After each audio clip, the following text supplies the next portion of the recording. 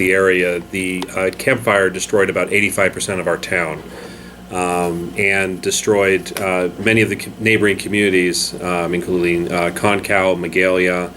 To give you some idea, the ridge, which primarily consists of Paradise, Magalia, Sterling City, had a population of approximately 50,000, and right now that population sits at about 7, give or take.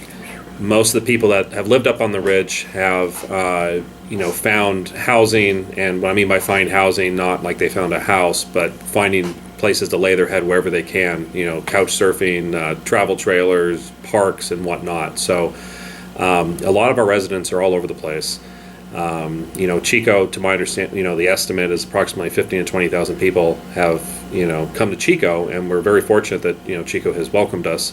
We also know it comes with, a lot of negative impacts on, the quality of life and other things down here too. So it's been tough for everyone. People mostly complain about traffic. That's what I've heard. Right, traffic, but even things you may not, think of, including, I've heard Chico City Manager Mark Orm talking about, sewer flows and the, additional trash that's been created. So, it's impacting the road conditions, and not just the traffic, but just the amount of people on the road, is potholes, creating all over the place. So it's everyone's feeling it, not just us, that have lost our homes, but those that are helping us, get a sense of normalcy. Could you say a word about losing your home, what that was like for you and your family? So the day of the fire, I had called my wife and the kids and told them, called my wife and told her she needs to get the kids and get out of town. That day I actually stayed in town doing traffic control till about 3 o'clock. And actually when we left town that day, I wasn't aware of how bad the fire was, because my reality at that time was the intersection that I was standing at. And I actually went by my house, and it was still there at about 3:30. And I thought I'd be there the next day. And I kicked myself for not going back in the house to grab a few more things, because I was like, well, I'll be back tomorrow. I don't need to pack up my car. And found out the next day it was gone. What would you have taken? Because that always interests me, what people think is the most valuable. To me, it would have been things, my kids' art projects, my tables that my grandfather made, things that you couldn't replace. I got excited the other day ago because I was able to find my old high school yearbooks on eBay, and I was able to buy those. That kind of made my day. But things that you can't replace no matter what you do. Things like TVs, things like that. You can always buy a new TV, but memories, things that your kids made, things that were part of your life that you can't find. Why did you decide to run for city council? Because I felt we needed a change in leadership, and we needed, to move things at a different pace. And my primary reasons is the town at that time, had a lot of economic problems, and was looking for ideas on how to bring better economy to Paradise. The town only has about a $13 million budget, and each year we're struggling year after year, even in these good times. Most economists tell us, hey, we're in the good times. And I'm thinking, well, these are the good times. I can't imagine what the bad times are. And just, want to do my part for public service. And, I feel like I'm really being tested now, more than I originally had signed up for. But right. I welcome the challenge. How is the council operating with no constituents in a way? We're finding different ways to reach out to them. So, traditionally we're, the paper and running to people at Cozy Diner.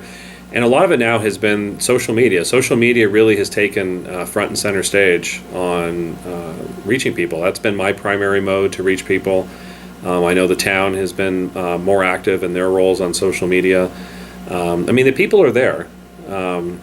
They're just spread out, and there's still people living in town. There's about anywhere between, I think it's about 1,700 structures that are standing, and all those people have moved into town, moved back to town. And so they're looking for some leadership, and they're looking, for some guidance in moving forward. So it's been difficult, but if you come to our council meetings, on average, we used to probably get 5 people to show up in the audience. Last meeting, we probably had 300 to 400. So they're there. They find us. Mm-hmm. And where are your kids going to school now? They're still going to Achieve. So right now we're living in Butte Valley, and I take them every day to Achieve. That's now in Chico. So they moved both of their schools, their charter high school and the elementary school, to Chico. Where is it housed? It's in the Life Church on East Avenue, right across the street from PV. And for a while there, they had everyone crammed into the Sunday school classrooms, and that was interesting. And over Christmas break, they have some modulars that have been set up, so they're getting a little more breathing room, and they're looking at some long-term plans moving forward. Hap, you live in Concow, and your house was gone. Could you tell us about that? Yeah. Introduce yourself. Please, thank you. My name's Hap Hathaway, and I live in Concow primarily. Also live down here in Chico. I've lived in the area for a little over 20 years. I have a local company that does stage sound and lighting for concerts and events and festivals, and I also have a landscaping business. And I work with a group called From the Ground Up here in Chico. That's a nonprofit that does life skills workshops, and we have a bunch of community gardens that we help tend to and maintain. What was your question? Tell us about losing, the fire. I'm also a member of a group called Concow Partners, who collectively are the caretakers and stewards of the Lake Concow campground up there in Concow. So that burned down everything, all of our infrastructure, our bathrooms, showers, the caretaker house, our stage that we used at our festivals, as well as our ancient village area where we hold a lot of cultural events and ceremonies down there. The whole place just burned down. Concow and Paradise, for anyone that hasn't seen it, it's something else. So that was difficult because that's one of our main businesses, and we have no idea how long it's going to take us to get back to where we can operate there. So we're dealing with loss of income at that business. A lot of the people that normally would be supporting the other businesses that I do are either homeless or displaced or struggling dealing with the repercussions of the fire for them. And then our home in Concow burned down also. And my wife actually got stranded up there. I was in Chico that morning bringing our son to school, and before I could get back up the hill, it was already closed off, and she was actually not able to get out of our neighborhood and ended up having to shelter in place at a neighbor's house. And she, he had a good solar system and that kept the well powered throughout most of the fire until the skies got too dark, so she was able to get on his roof with the hose and protect herself and protect the structure. And actually it was one of the only structures that lived through the fire on our whole road up there. Wow. So that was very scary. Probably the scariest thing I've ever been through, to just be down here and being able to text with her back and forth while it just kind of got closer and closer, and wow, super frightening. Yeah, so that kind of trauma for her especially, but also for us, her family, just being stuck and kind of feeling helpless. And then, we lost all of the tools and stuff that we use to operate our businesses. So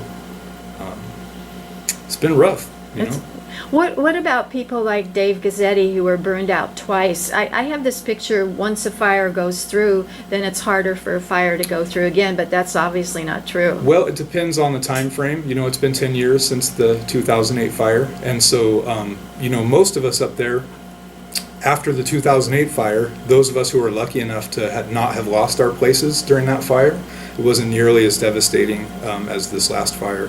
That was a real eye-opener, and so we put in sprinkler. I had a perimeter sprinkler system and excellent clearance around our place, and it just didn't matter. It was a ferocious fire. Our shop building at our home was steel construction, but it managed to get into cracks and get inside and get the framing of the inside of the building burned from the inside out.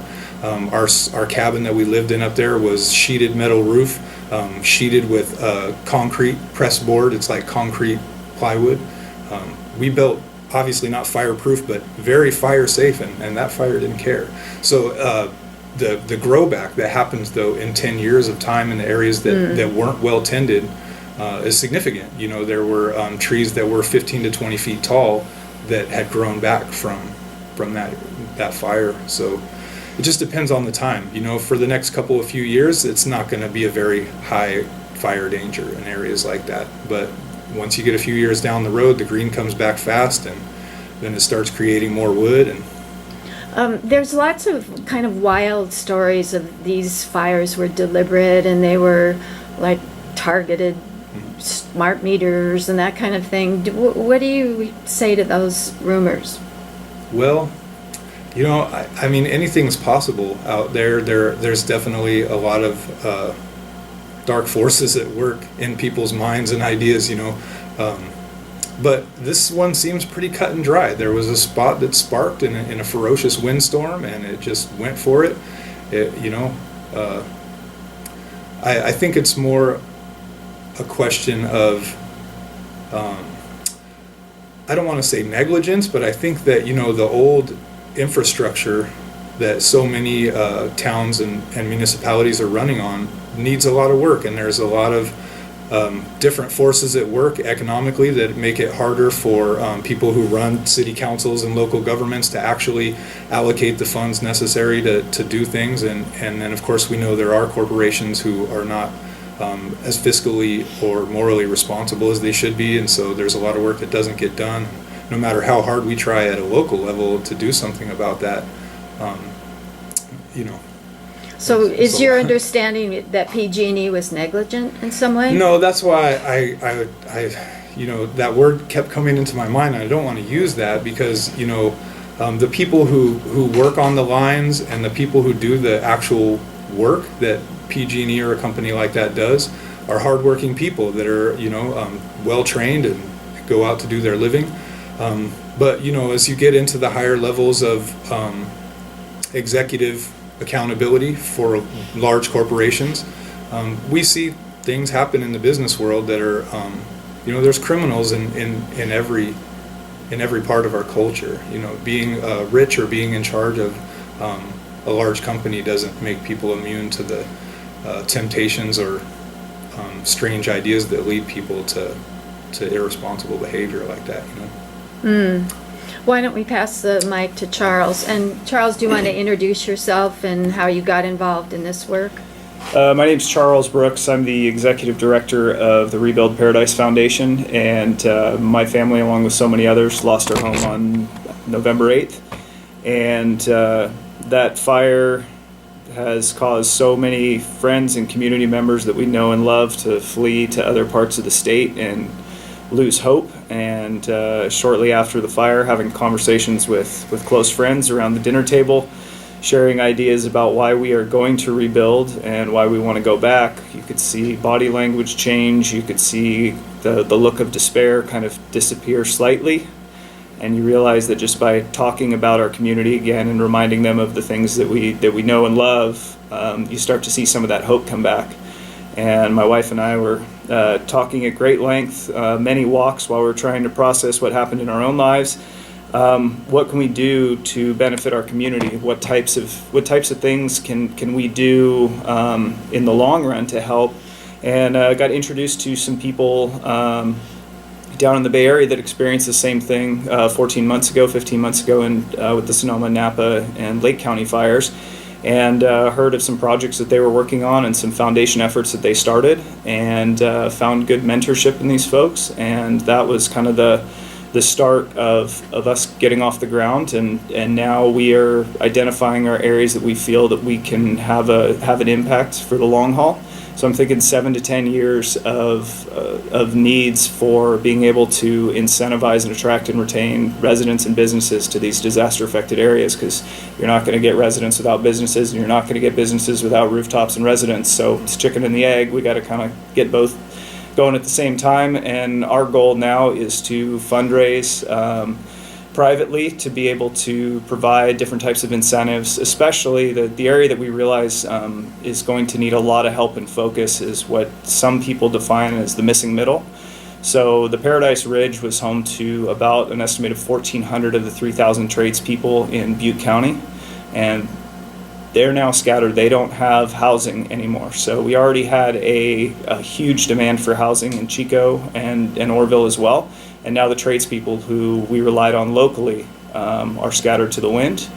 And that what we need to do is provide incentives for them, along with others who may be above the incentivized living level, but below market rate, being able to buy a house and replace your house. So if you're above median income, dual income families who had decent income, decent insurance, you're going to be able to replace your house for the most part.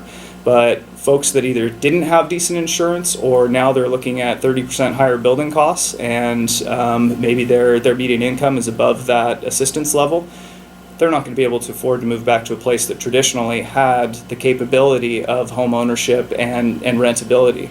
So how do we as a community and as an organization come together to fundraise to help lower some of those barriers to entry for those folks?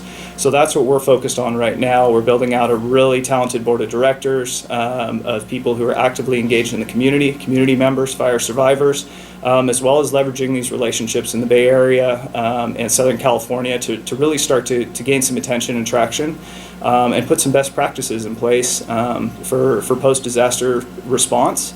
And the really interesting thing that's coming out of this is these groups that unfortunately are having to develop in various areas that have been affected by disasters, is we're coming together to talk about, as we learn these experiences, how can we respond in the future to other parts of the state and the Western United States to help other communities. So we're going to learn a lot out of this while helping our own community. How can we take that valuable lesson and take that to others and say that here are some steps. There are a lot of people that came out of Sonoma County and volunteered their time and their energy, and they continue to come up here and sit with us on all sorts of different levels and say, here are things that we did right, here are things we learned from, we're just here to help. And that, just to have that collective resource to take to other places motivates us a lot to do our work. Is there a website where you're building these models? So what we're focused on right now, we just have a landing page that gives people an idea of what we're doing since we're so new as far as an organization goes, and it's paradiserebuilds.org.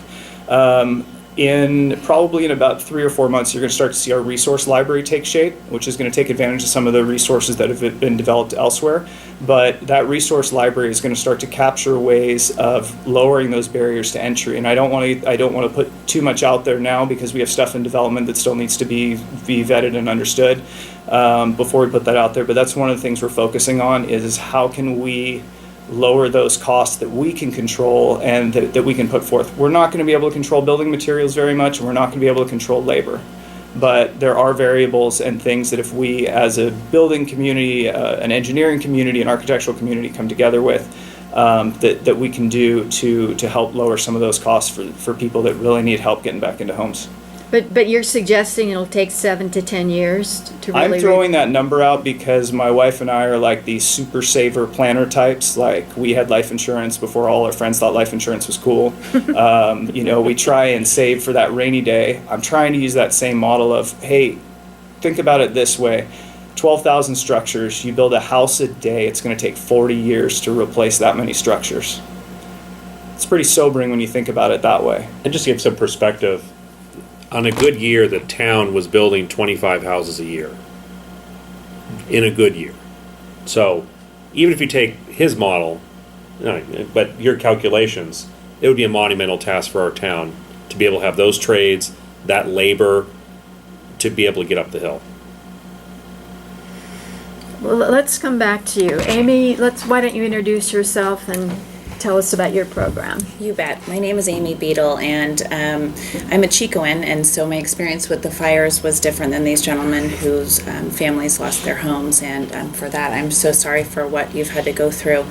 As a neighbor to Paradise living in Chico, my day on the day of the campfire was waking up with that plume of smoke and the darkening sky, and tuning into social media and the news, and just watching as it unfolded.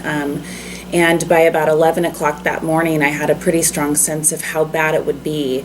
I had some experience working as a volunteer in the Oroville Dam evacuations with local churches, so I think I was at Bidwell Presbyterian by 11:30 that morning saying, okay, what can we do?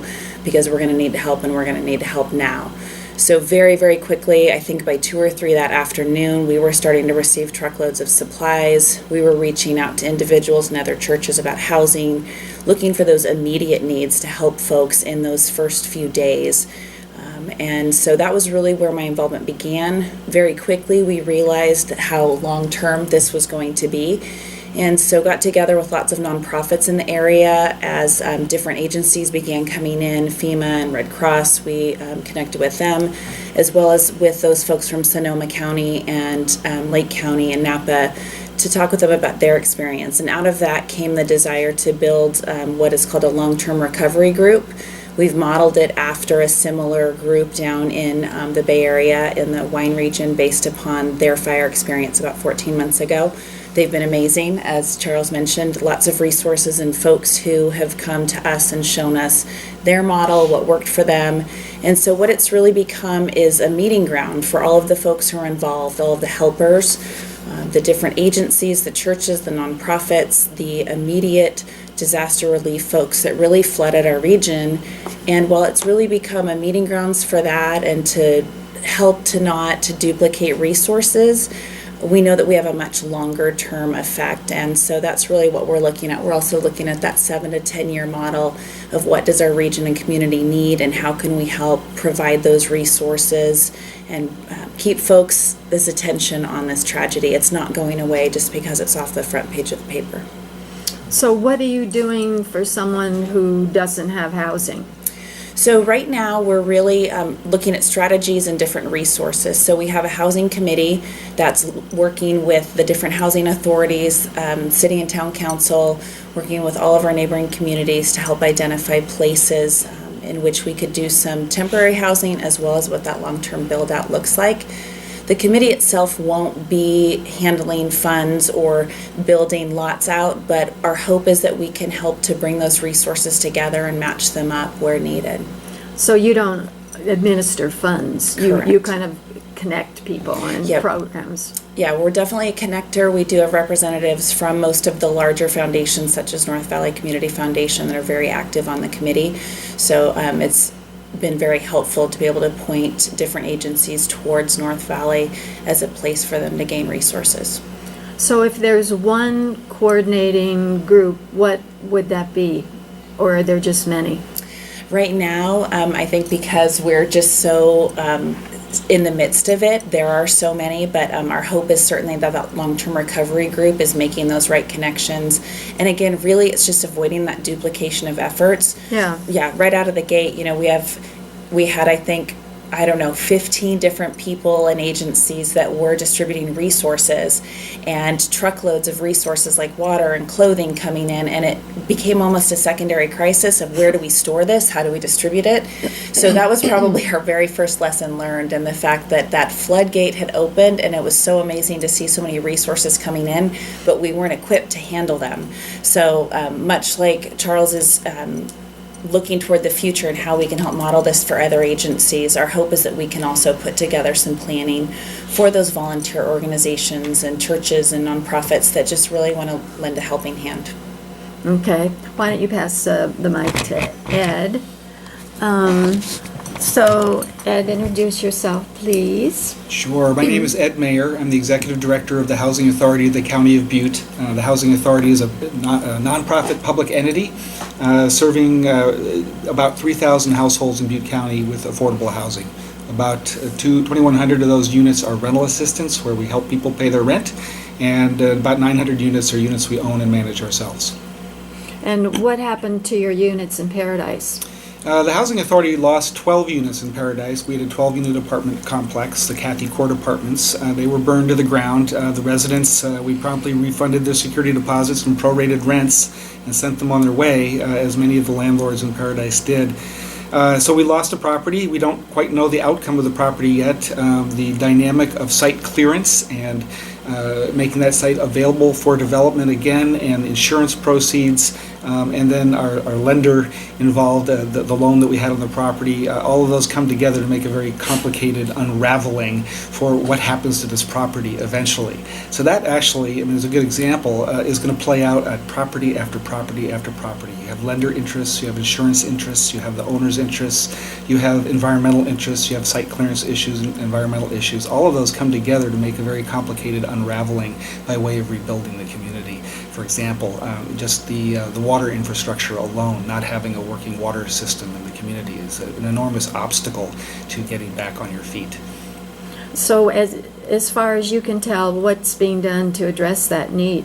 And people say there's never been a sewer, and that's been a problem for Paradise. Well, I think the way we see it right now is there's a lot of phases and layers to this disaster. So the first thing was first response, and we're out of the first responder mode. Fire's over, floods are done, fine. Maybe the floods are. We hope so. But then there's this sort of secondary response, which is what do you do with the waves of people who've been displaced? And so that all plays out in the emergency shelters, which the Red Cross and the county have been running, and it plays out in terms of all the temporary housing, the 20,000 estimated people that are in the Chico area.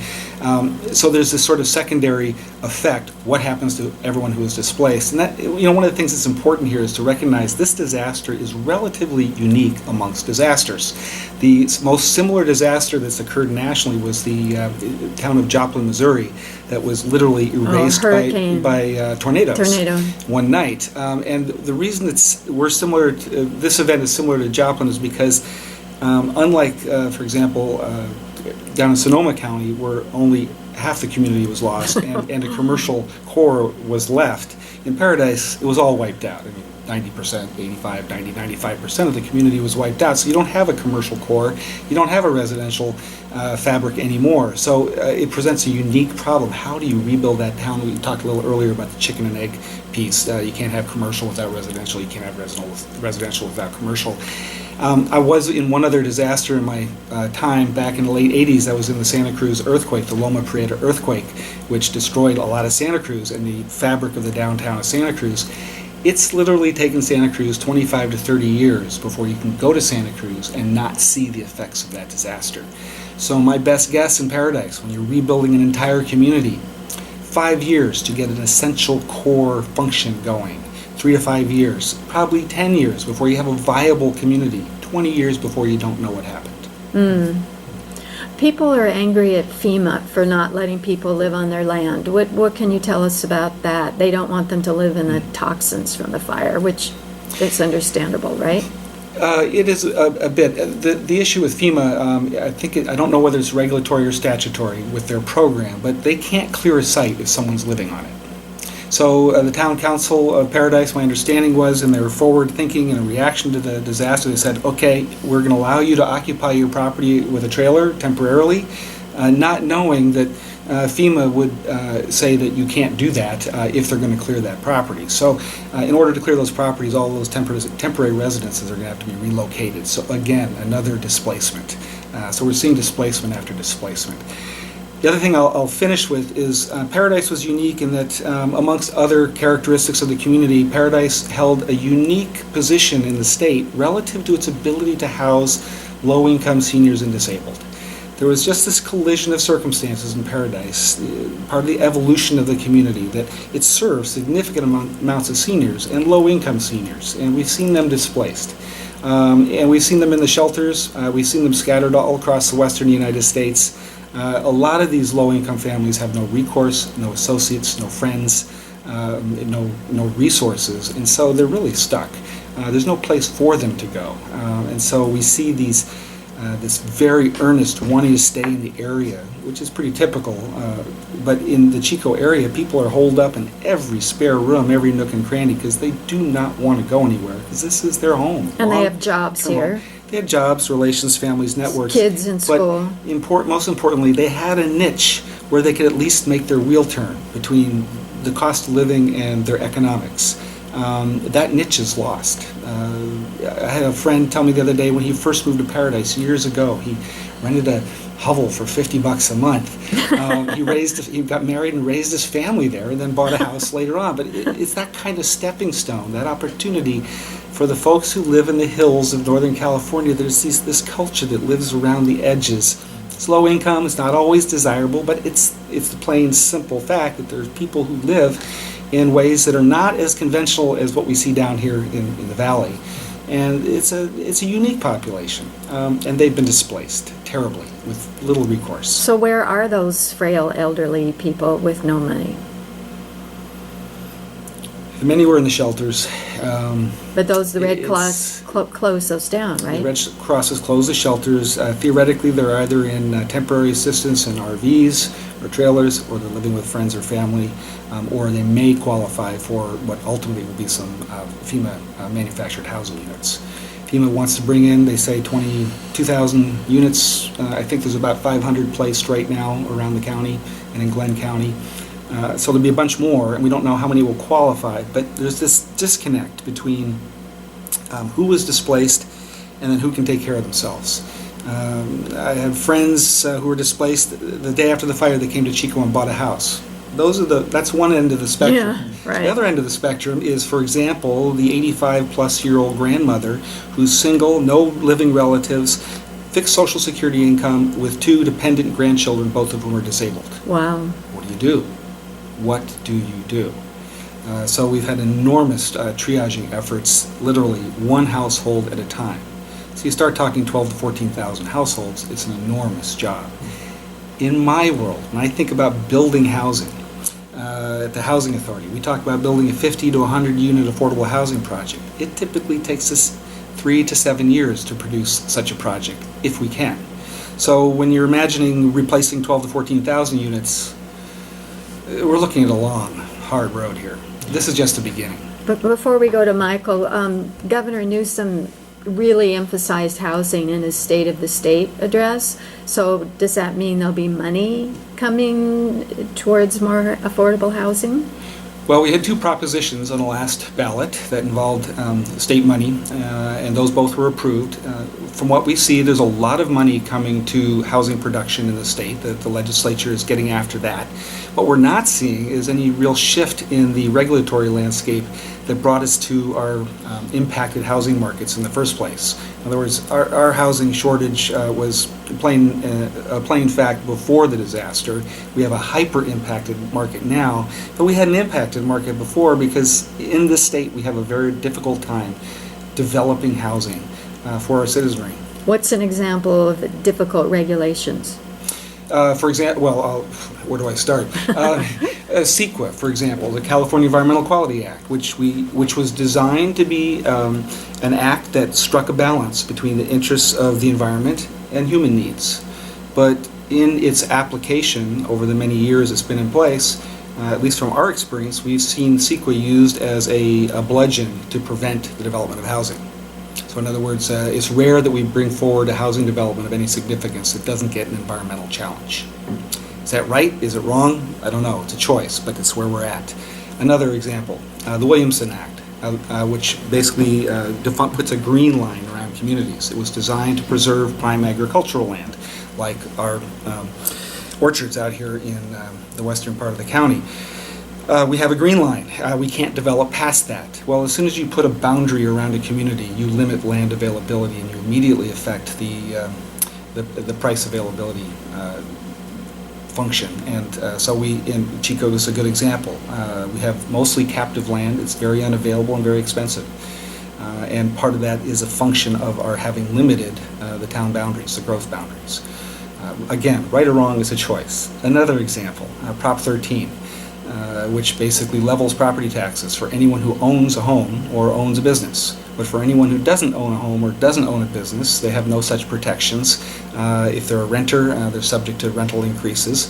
That may be a function of taxation, but the issue is that with Prop 13, the state has created a system, or we, the people, have created a system where tax revenues that are generated from properties are a function of commercial interest, not residential. So communities are generally not motivated to create residential subdivisions because there's no revenue to the community from the residential taxes. Communities do get tax revenue from the commercial tax structure. So again, these are just a few examples. I think that I had figured out 10 or 13 different legislative angles, all of which combine to basically create a legislative or regulatory gauntlet that anyone who wants to build housing has to go through. In one perspective, you could call it an extortion gauntlet. I want to build housing? Okay, pay for that traffic light over there, pay for those sidewalks over there, and besides, we want you to put solar panels on your roof, and we want extra special handicap accessibility features, and and we keep adding all the wonderful things that we want for everyone, but it costs money. And at this point, we've driven our process to the point where, for the housing authority, if we're going to build an affordable housing unit, it's probably going to cost us $350,000 to $400,000 for an apartment unit. Of how many apartments? Well, this would be in a typical 50-unit apartment complex. 50. So You're it's talking per unit. per unit. Per unit. You were getting excited. I'm like, wow, 50 units for 350. Yeah. Start tomorrow. Yeah. So- Hook me up.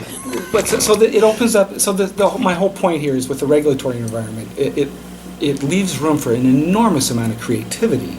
How do you change that regulatory environment to encourage and stimulate the kind of growth you want to see? Housing that's affordable to a citizenry, smaller sized housing, modest housing, whatever is appropriate. Again, this is a community discussion and decision. But in Paradise, it's a little bit challenged on the rebuild because you don't have a blank slate to work with. You have a lot of already subdivided land with property interests in place. That makes it really tough. Yeah, that's what the mayor said.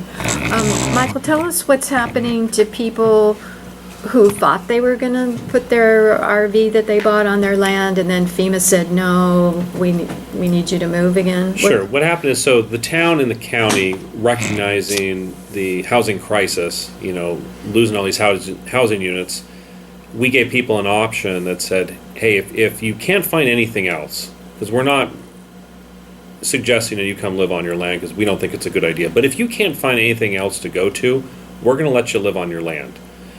And even if it's burned, and with the intent was to relieve the crisis. And when those policies were crafted, there was nothing, FEMA didn't raise a red flag on it at all. And what happened is we have a different incident director, if you want to call it, it's on the ground, that looked at the policy we had in place and looked at the statement by the county health director, Dr. Miller, that basically said, hey, this is a hazard living here. FEMA decided to say, look, the reason why you guys are getting these funds in simple terms is because you have a crisis to public health and public safety. If you're allowing people to live on their lots and your health director is saying it's not a good idea to, then those policies are in conflict. With those policies being in conflict, you could jeopardize your FEMA money. So we're telling you this now, rather than tell you this in 3 to 6 months when you're not getting reimbursed.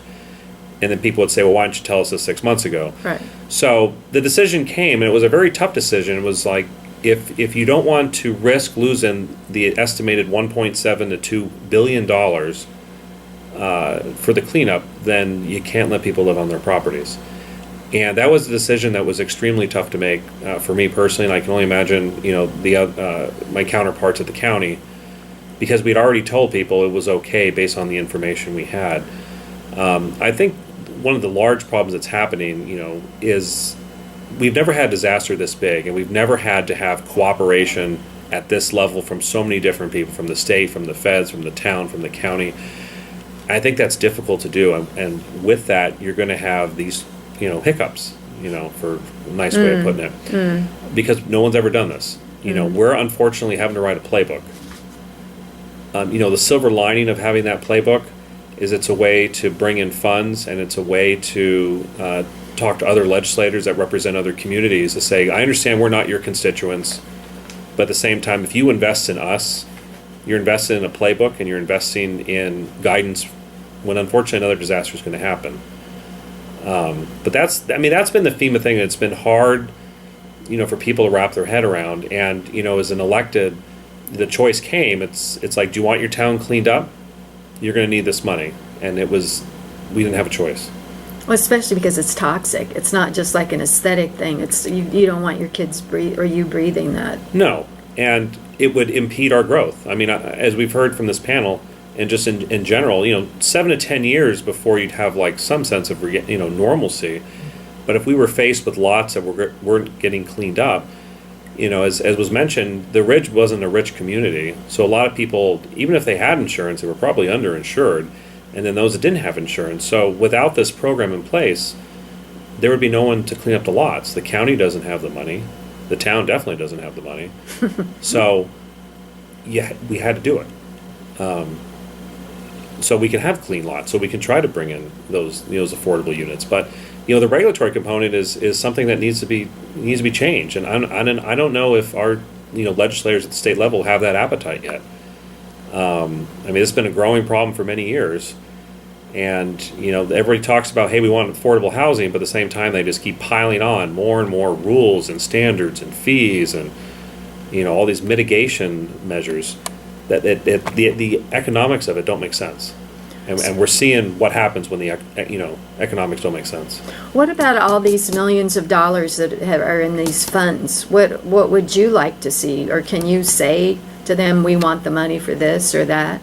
Well, I think it depends on, the creation of those funds have certain needs, I think, and they're trying to figure out what those immediate needs are, how to, implement those funds. So the Butte Strong funds, they don't do, my understanding is, they don't provide individual help. So someone can't come to them and say, hey, I lost my house, I lost everything, can I get, some assistance or whatever. They're basically the clearinghouse to then dole that money out to other nonprofits that do have those visions and do have a plan. So I think a lot of those are still coming together because we still really haven't figured out the needs. And what I mean by that is, we don't have the housing stock right now. So if you had a group that said, let's say Charles came forward and said, hey, I got some land, I got some people ready to put a project together to bring in some units. Even if you could find the money, it's like, well, how do you get through the regulations? So I think that's, and I think the fund is they're doing their best. But once again, this is uncharted water for them too. What they were used to accommodating is a lot less. This is overwhelming. It is. So one thought on the funds, the Butte Strong funds that we've learned is that because they were donated funds, they were donated typically with the express purpose of helping victims of the disaster. So they cannot be used in a way where people who weren't victims of the disaster are involved. So, for example, we provide housing, the Housing Authority. We're not allowed to discriminate between the homeless that were homeless before the disaster and the homeless that were homeless because of the disaster. Oh. To us, they're all the same. Oh. So if we're going to build housing, we build housing for the general population. We can't use the Butte Strong funds because they're dedicated strictly to disaster victims. So it's a little complicated about how they have to spend their funds. So you are listening to KZFR Radio, Ask Dr. Gale. We're on the second Thursday of every month from 6 to 7. The next show is going to be about indigenous issues like Maidu and the other indigenous tribal people who live in this area way before we did. Ask Dr. Gale is made possible by the generous contributions of KZFR supporters and by Mountain Sports, providing outdoor clothing and equipment for hiking, cross-country skiing, camping, and just enjoying the great outdoors. Mountain Sports is located in downtown Chico at 176 East 3rd Street. Their telephone number is 345-4011. Ask Dr. Gale is brought to you also by Red Tavern, redefining American and Mediterranean cuisine, serving fresh, seasonal, locally grown, organic produce and meats. They're open Tuesday through Sunday for dinner at 5, Thursday and Friday for lunch at 11, and for Sunday champagne brunch at 10. Red Tavern has an outdoor patio nightly and an all-night happy hour.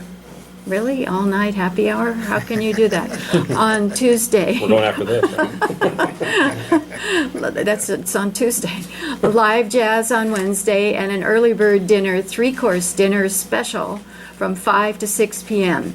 and monthly wine dinners at 1250 Esplanade in Chico. Reservations can be made by calling 894-3463 or at redtavern.com.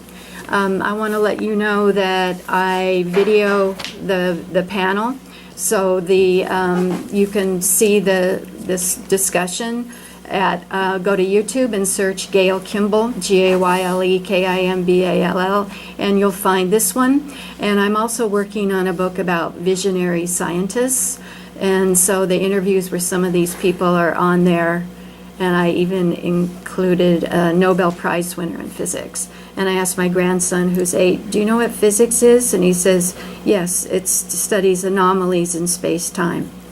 I was impressed. Charles and Hap, I want to go to you and ask you about what you would like to see ideally.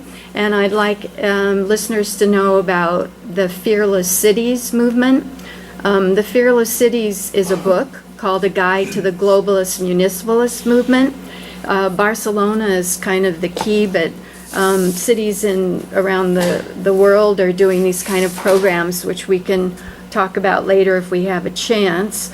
But while we have the panel, Charles, what would you do if you were rebuilding Paradise and you were the king with a lot of money?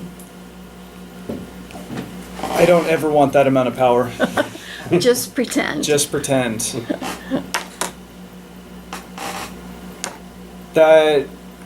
That's a very tough question to answer. I see building a safer, stronger, more sustainable and resilient community that people are not afraid to move back to. Fire is very traumatic. Luckily, our evacuation was not very traumatic. We got out early enough. We saw the warning signs. We got out. Other people had horrendous evacuations that I could understand if they never want to see another tree again in their life. Oh. I can completely understand that.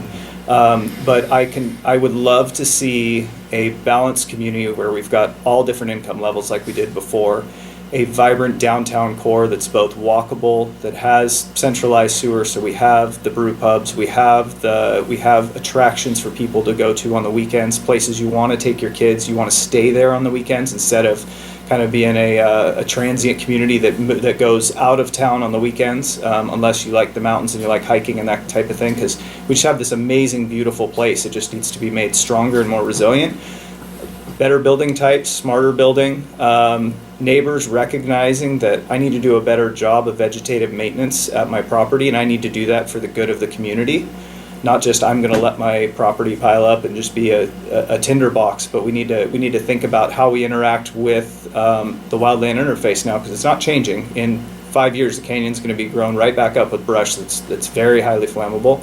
So how are we going to come together as a community and recognize that? Some of that's going to be legislative that Michael and the other town council is going to have to focus on. And then the other side of it is just how do we come together and just have a basic understanding of living here is different than living in other communities. We have a certain set of variables that we can't control for the most part, and how do we interact with that? That's, other than that, I'd love for everybody to have a roof over their head and, a lot of other altruistic visions, but, that's king for a day. Thanks. Hap, what would your rebuilding be if you had a lot of power? Well, one thing that we learned at our place, because we had survived the 2008 fire, and so we spent, that woke us up, and we really paid careful attention to how we developed our property in the 10 years following that. And as I mentioned earlier, we built in ways that we really felt were pretty safe. When my wife left our place, neither one of us had any idea that she was going to come back to the devastation that left behind. So obviously, clearance and building materials and building practices are critical, but ultimately they're only one part of a complex picture. One thing I definitely learned, we were off grid at our location there in Concow, off the power grid, so we had solar powered well. We had solar power to provide for our electrical needs at the house, and in general, it's arguably safer to have units within a residential and commercial developed zone be able to be their own power providers. It's arguable that if there wasn't a sort of master grid of power transmission throughout the community, that certain kinds of these accidents wouldn't happen. Because these kind of accidents actually happen quite a bit. They just generally are not these kind of devastating consequences that follow. It's an old system, that we're using for power now. So I think that should have long ago been the focus for a lot of more than just safety, for environmental reasons, for economic reasons. That kind of power system makes a lot of sense. But to transform, it's trying to pull a train off a track, kind of. Once a system is in place, and there's all these regulatory and economic barriers creating resistance to change that, it can be difficult. But now that we have no choice but to kind of start over, we do have an opportunity to really re-examine the energy transmission system. And then as far as fire suppression, obviously building materials, land clearance, land maintenance is a big part of the issue, but having an actual system in place whose purpose is to stop fire on your house is critical. And we had built one ourselves, just kind of from our own brainstorm, that we really thought was going to work pretty good. We had rainbird sprinklers around about 90% of the property, and it wasn't quite enough, but looking at the parts of it that worked, we see how we could have made some small changes and very likely still have our house standing despite the ferociousness of that fire. So I think that we've envisioned a couple of ways that our system could be upgraded. And it's really not that expensive when you're talking, especially in terms of rebuilding a new residence or a new commercial building. If you're looking at a $3,000 to $5,000 additional cost to have a very reliable fire suppression system for that building. So picture what Concow or Magalia or Paradise would look like if every single house had its own independent of the power grid system fire suppression system. There's a lot of different kind of options, but simply having some sprinklers on your house has gone a long way for a lot of people. And I've always wondered over the years, having our system in place, thinking, oh, we got it covered, and looking around and seeing almost no other efforts like that around the community in general, especially out in the rural areas where it's so much more difficult for fire response and emergency response to access and everything like that. We were always a little baffled why people had not been more proactive about that. And of course we were coming from that perspective where we thought we had been proactive enough, and we hadn't, unfortunately. But we learn lessons as we move forward with this stuff. So I think it would be wonderful if you would post on Charles' website what you found worked and what didn't work. Sure. Absolutely. Yeah. That's something I'd Because that's really concrete and practical. Amy, let's just go to you. What would you, if you were the queen of the rebuilding, what would you make sure happens? Well, I absolutely think that safety is a priority, and I think that we've experienced, hopefully, what is by and far the worst disaster that our community would ever see like that again. And I just hope that we learn from it, and much has been said before about future suppression efforts, but I think that zoning is really important. Paradise has always been, had its own hodgepodge of zoning, and I'm trying to, Eclectic. And so I do think, I know that Paradise has zero desire to rebuild like Chico.